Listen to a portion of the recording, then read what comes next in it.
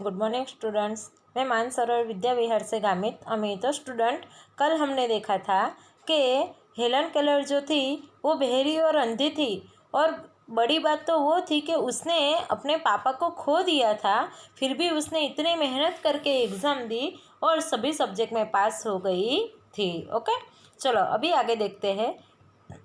I remember my first day at the red Cliff college in 1900 के उसे उसके 1900 की जो साल थी तो उसका रेड क्लिफ कॉलेज में उससे पहला दिन याद था।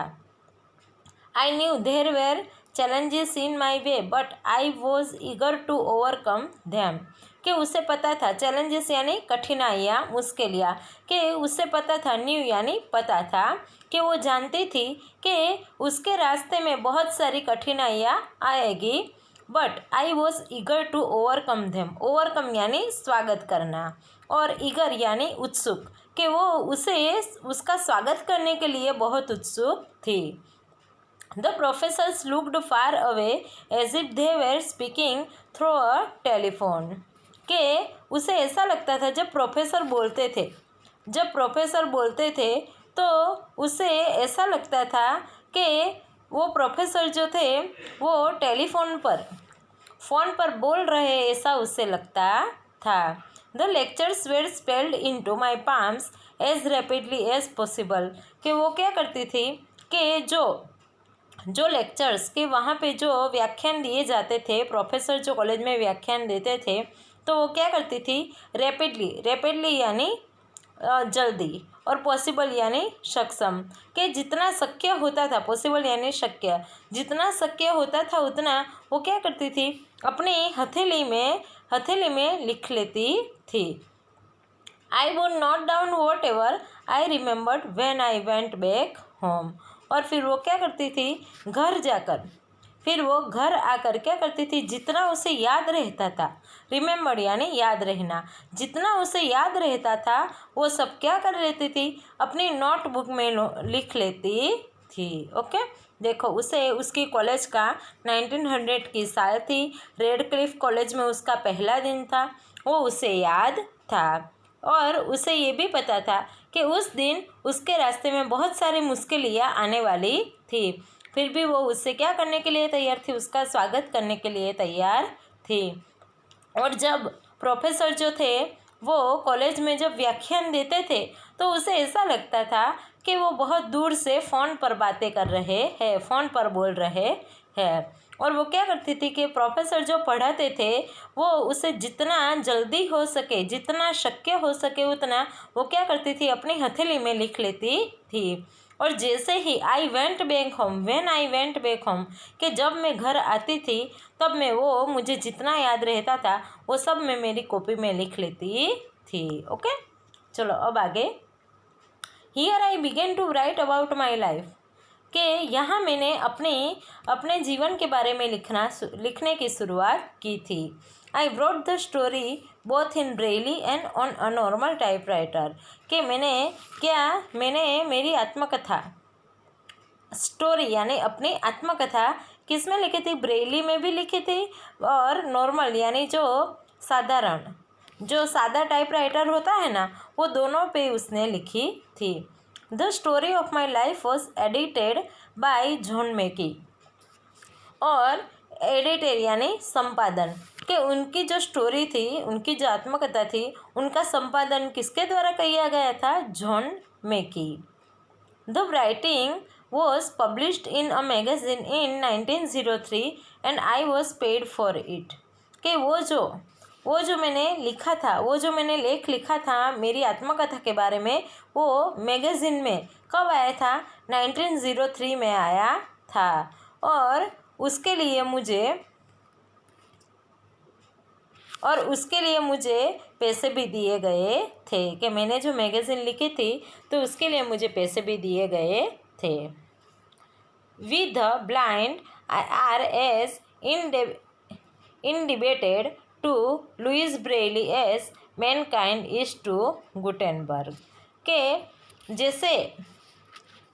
जैसे मानवजात, जैसे हम जो अंधे हैं, जैसे मानवजात जो है, मैनकाइंड यानी मानवजात, कि जैसे मानव जात जो है वो ग्यूटेनबर्ग जो है उसका आभारी है, उसी प्रकार इनडिबेटेड यानी ऋणी होना, आभारी होना, कि उसका उपकार मानना। Okay, we the blind are as indebted to Louis Braille as mankind is to Gutenberg, कि जैसे मानव जात जो है वो ग्यूटेनबर्ग की उपकारी है, आभारी है, उसी प्रकार हम जो सारे अंधजन हैं वो किसके आभारी है? लुइस ब्रेली के आभारी है। On 28 June 1904, I graduated from the Redcliffe College. के 28 जून 1904 को मैंने रेडक्लिफ कॉलेज में से स्नातक की पदवी प्राप्त की। I felt proud that I became the first deaf blind person to earn a Bachelor of Arts degree. कि मुझे अपने आप पर गर्व था। क्यों? क्योंकि मैं ऐसी पहली अंधी और बहरी व्यक्ति थी जिसने बैचलर ऑफ आर्ट्स की डिग्री प्राप्त की थी। I begin to feel that I must educate people on ways to help the blind. फिर उसने क्या सोचना शुरू कर दिया? उसे ऐसा लगने लगा कि मुझे भी अंधजन लोगों को, जो अंध व्यक्ति है, उन लोगों को उन लोगों को क्या करनी चाहिए कि उन लोगों को भी पढ़ाई करने के लिए मुझे उनको कुछ ना कुछ मदद करनी चाहिए। My prime goal in my life was to spread awareness regarding the poor neglected state of the blind.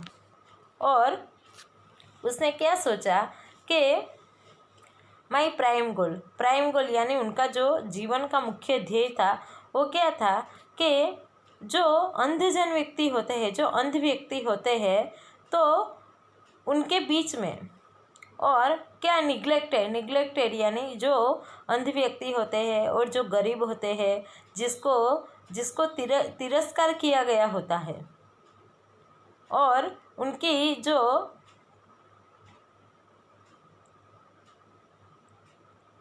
फिर उसका प्राइम गोल क्या था कि स्प्रेड यानी विस्तार करना, और अवेयरनेस यानी जागरूकता, कि उसका जो prime goal in my life, कि मेरे जीवन में मुख्य ध्येय ये था कि regarding the poor neglected state of the blind, कि जो व्यक्ति अंध होते हैं और उनको बुरी तरीके से तिरस्कार, उपेक्षित किया जाता है, तो ऐसे लोगों के बीच में उसे जागरूकता बढ़ाने का उसका जीवन का मुख्य ध्येय था।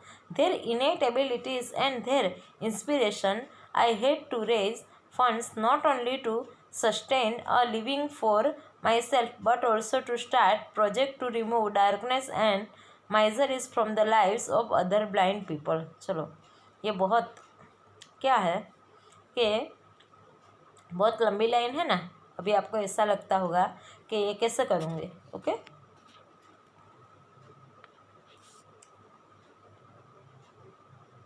तो उसने क्या किया कि देयर इनेट एबिलिटीज़ यानी आंतरिक जो गुणवत्ता होती है वो, एंड देयर इंस्पिरेशन, और उनकी प्रेरणा बनने की उसने क्या की? कोशिश की। और फिर उसने क्या सोचा कि I had to raise funds not only to sustain and living for myself but, कि मैं क्या करूँगी कि उनके लिए और अपने सिर्फ जीवन निर्वाह के लिए ही नहीं, लिविंग फॉर माई सेल्फ, कि अपनी ज़िंदगी जीने के लिए ही नहीं, पर मैं क्या करूँगी कि चलो कि उसके जीवन का, सबसे पहले तो हम ये पढ़ लेते हैं कि उसके जीवन का प्राइम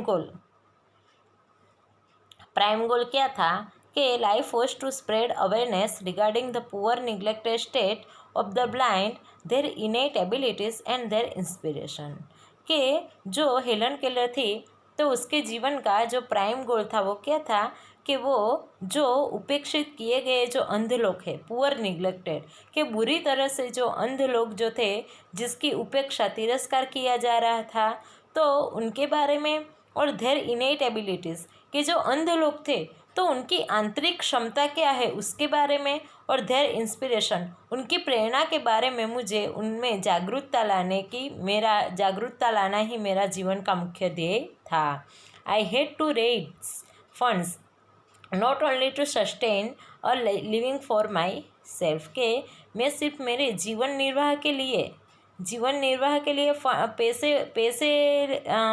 पैसे इकट्ठा करना नहीं चाहती थी, पर किस लिए, but also a start project to remove darkness and miseries from the lives of their blind people, और जो सिर्फ उसके जीवन निर्वाह के लिए ही नहीं, पर जो दूसरे अंध लोग हैं तो उनके जीवन में से जो डार्कनेस है, डार्कनेस यानी अंधकार, इनके जीवन का जो अंधकार है वो, और माइजरीज यानी दुख जो है वो दूर करने के लिए वो उनके लिए क्या फंड जमा करना चाहती थी।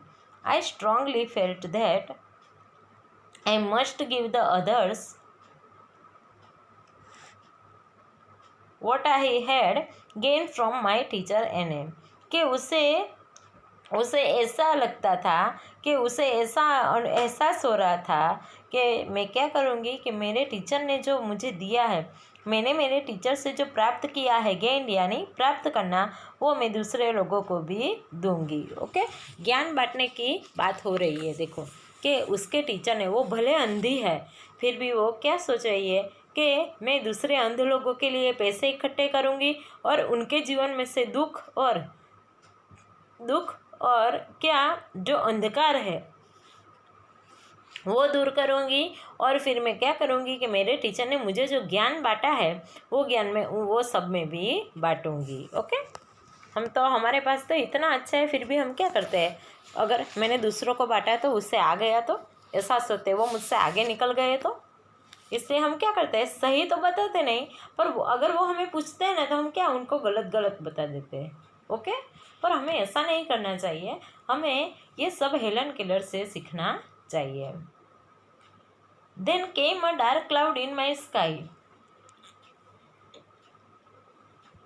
फिर क्या हुआ कि उनके जीवन रूपी बादल में उनके जीवन रूपी आकाश में एक काला बादल आ गया। I was deeply concerned about that, कि मुझे बहुत उसके बारे में बहुत चिंता हो रही थी कि अचानक ही क्या हुआ कि उसकी लाइफ में एक काला बादल आ गया और उसके बारे में उसे बहुत कंसर्न यानी चिंता करना। My teacher's eyesight was worsening day by day, कि मेरे जो शिक्षक है उनकी जो आँखों की जो दृष्टि थी, आई साइट यानी आँखों की दृष्टि जो थी वो कैसी दिन ब दिन वर्शनिंग यानी कमज़ोर होती जा रही थी। As a result she could not see clearly, और उसका परिणाम क्या आया कि वो ठीक से वो स्पष्ट देख नहीं सकती थी। She was brave enough to fight against her problem, और फिर भी वो उनके जो समस्या थी तो उनके सामने लड़ने के लिए वो बहुत हिम्मतवान थी। But I was sorry, but मुझे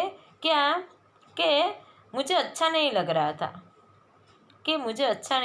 था, मुझे उनके लिए बुरा लग रहा था। Because she did not heed to her problem of her eyes,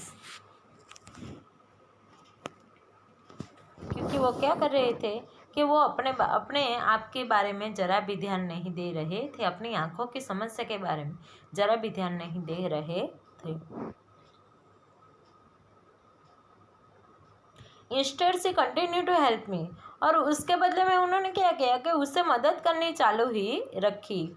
eight last my teacher lost her eyesight completely and became blind by the year 1935, और उसका परिणाम क्या हुआ कि अंत में 1935 में उसके टीचर ने अपनी दृष्टि जो थी पूरी तरीके से खो दी और वो अंधी हो गई। ओके, देखो कि एक बार क्या हुआ था कि हेलन केलर के जीवन रूपी आकाश में क्या आ गया था, एक काला बादल आ गया था।